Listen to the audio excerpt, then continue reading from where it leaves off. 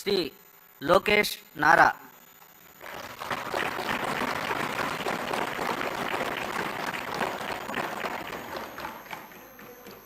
నారా లోకేష్ అనే నేను శాసనసభ సభ్యుడినైన ఎన్నిక అయినందుకు శాసనం ద్వారా నిర్మితమైన భారత రాజ్యాంగం పట్ల నిజమైన విశ్వాసం విధేయత చూపుతానని, భారతదేశ సార్వభౌమ అధికారాన్ని సమగ్రతను కాపాడుతానని, నేను స్వీకరించబోయే కర్తవ్యాలను